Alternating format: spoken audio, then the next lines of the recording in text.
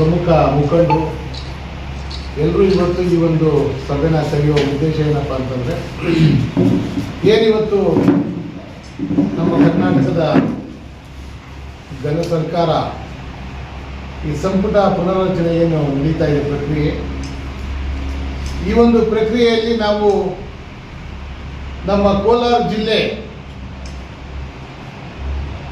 ಇವತ್ತು ಒಂದು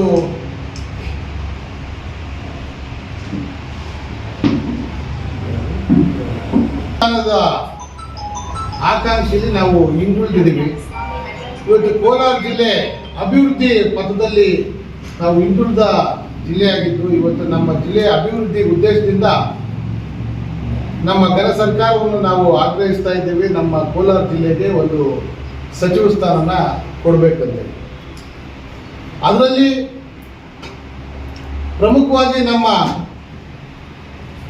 ಬಂಗಾರಪೇಟೆ ಶಾಸಕರಾದಂಥ ಸನ್ಮಾನ್ಯ ಎಸ್.ಎನ್. ನಾರಾಯಣಸ್ವಾಮಿಯವರು 3 ಬಾರಿ ಸತತವಾಗಿ ಶಾಸಕರಾಗಿ ಈ ಒಂದು ಬಂಗಾರಪೇಟೆ ಕ್ಷೇತ್ರದಿಂದ ಆಯ್ಕೆಯಾಗಿ ಕಾಂಗ್ರೆಸ್ ಪಕ್ಷದ ನಿಷ್ಠಾವಂತ ಒಂದು ಕಾರ್ಯಕರ್ತನಾಗಿ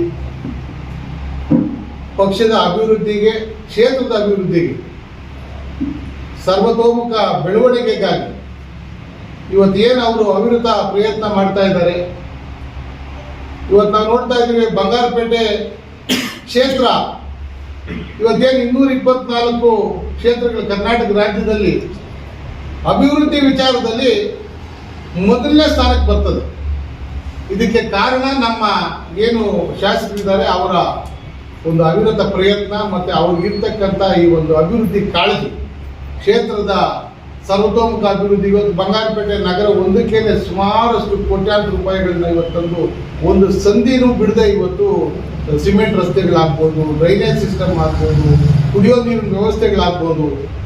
ಅದೇ ರೀತಿ ಇವತ್ತು ಪ್ರತಿಯೊಂದು ಹೋಬಳಿಗೂ ಇವತ್ತು ಬೂದಿಕೋಟೆ ತಗೊಂಡ್ರೆ 97 ಕೋಟಿ, ರಾಮಚಂದ್ರ ಹೋಬಳಿಗೆ 70 ಕೋಟಿ, ಕಸ್ಬಾ ಹೋಬಳಿಗೆ ಸರಿಸುಮಾರು 100 ಕೋಟಿ, ಈಗ ಪ್ರತಿಯೊಂದು ಹೋಬಳಿಗೂ 70-80 ಕೋಟಿ, 100 ಕೋಟಿ ಅನುದಾನ ಇವತ್ತು ತಂದು ಕೊಟ್ಟು ಇವತ್ತು ನಮ್ಮ ಕ್ಷೇತ್ರನ ಮುಂಚೂಣಿಯಲ್ಲಿ ತಗೊಂಡು ಅಭಿವೃದ್ಧಿ ಪಥದಲ್ಲಿ ಮುಂಚೂಣಿಯಲ್ಲಿ ತಗೊಂಡು ಹೋಗ್ತಾ ಇರ್ತಕ್ಕಂಥ ನಿಷ್ಠಾವಂತ ಕಾಂಗ್ರೆಸ್ ಒಬ್ಬ MLA ಇವತ್ತು ಕೋಲಾರ ಜಿಲ್ಲೆಯಲ್ಲಿ ನಾವು ತೆಗೆದುಕೊಂಡ್ರೆ ಅವರು ಇವತ್ತು ಸೀನಿಯರ್ MLA ಆಗಿದ್ದಾರೆ. ಸತತವಾಗಿ 3ನೇ ಬಾರಿ ಗೆದ್ದಿರ್ತಕ್ಕಂಥವ್ರು. ಅವರು 3ನೇ ಬಾರಿ ಗೆದ್ದು ಅವ್ರನ್ನ ಇವತ್ತೇನು ನಿಗಮ ಮಂಡಳಿ ಅಧ್ಯಕ್ಷರಾಗಿ ಇವತ್ತು ಇಡೀ ಕರ್ನಾಟಕ ರಾಜ್ಯಾದ್ಯಂತ ಅವ್ರು ಮಾಡ್ತಕ್ಕಂಥ ಸೇವೆ, ಸಾವಿರಾರು ಕೋಟಿ ಅನುದಾನ ಇವತ್ತು ಎಲ್ಲ ಒಂದು ಕ್ಷೇತ್ರಗಳಿಗೂ ಅವರು ಏನವರು ಕೊಟ್ಟಿದ್ದಾರೆ. ಅವರ ಅಭಿವೃದ್ಧಿ ರೀತಿ ನೀತಿನ ಗಮನಿಸಿ ಇವತ್ತು ಅವರು ದುಡಿಯೋ ಕೈಗೆ ಕೆಲಸ ಕೊಡಬೇಕು ಅಂತ ಹೇಳ್ತಾರೆ. ಅದೇ ರೀತಿ ಆ ರೀತಿ ಕಾಳಜಿ ಹೊಂದಿರತಕ್ಕಂಥ ನಮ್ಮ ಶಾಸಕರನ್ನ ಎಸ್.ಎನ್. ನಾರಾಯಣಸ್ವಾಮಣ್ಣವ್ರನ್ನ ಇವತ್ತು ಸಚಿವರನ್ನಾಗಿ ಮಾಡಿ ಕರ್ನಾಟಕದ ರಾಜ್ಯಕ್ಕೆ ಇವತ್ತು ಅವರ ಅಳಿಲು ಸೇವೆನ ಮಾಡೋದಕ್ಕೊಂದು ಅವಕಾಶ ಮಾಡಿಕೊಡ್ಬೇಕಂತೇಳಿ ನಾವು ಇವತ್ತು ನಮ್ಮ ಕಾಂಗ್ರೆಸ್ ಸರ್ಕಾರದ ಮುಖಂಡರನ್ನ ನಾವಿವತ್ತು ಬಂಗಾರಪೇಟೆ ತಾಲೂಕು ಕೆಂಪೇಗೌಡ ಒಕ್ಕಲಿಗರ ಸಂಘದಿಂದ ನಾವು ವಿನಯಪೂರ್ವಕವಾಗಿ ಮನವಿ ಮಾಡಿಕೊಳ್ತಾ ಇದ್ದೀವಿ. ಹೇಳಿದಂಗೆ ಅಭಿವೃದ್ಧಿ ವಿಚಾರದಲ್ಲಿ ಎಸ್.ಎನ್. ನಾರಾಯಣಸ್ವಾಮಣ್ಣವರು ತಾಲೂಕಿನಾದ್ಯಂತ ಒಳ್ಳೆ ಕೆಲಸ ಮಾಡಿದ್ದಾರೆ. ಹಾಗೆ ಬೋರ್ಡ್ ಚೇರ್ಮನ್ ಆಗಿ ರಾಜ್ಯಾದ್ಯಂತ ಪ್ರವಾಸಗಳು ಮಾಡಿ ಎಲ್ಲ ಜಿಲ್ಲೆಗಳು ಕೂಡ ಅಭಿವೃದ್ಧಿಗಳು ಮಾಡ್ತಾ ಇರೋದ್ರಿಂದ, ಮತ್ತು ಕೋಲಾರ ಜಿಲ್ಲೆ ಗಡಿನಾಡಾಗಿದೆ. ಈ ಒಂದು ಜಿಲ್ಲೆಗೆ ಸುಮಾರು 2-3 ಟರ್ಮ್ಸ್ ಅಂದರೆ ಒಂದು 10 ವರ್ಷದಿಂದ ಇಲ್ಲಿ ಯಾವುದೇ ಒಂದು ಸಚಿವ ಸ್ಥಾನ ಕೊಟ್ಟಿರೋಕ್ಕಿಲ್ಲ. ಕೋಲಾರಿಗೆ ಜಿಲ್ಲೆಯಲ್ಲಿ ಯಾರೂ ಕೊಟ್ಟಿಲ್ಲ.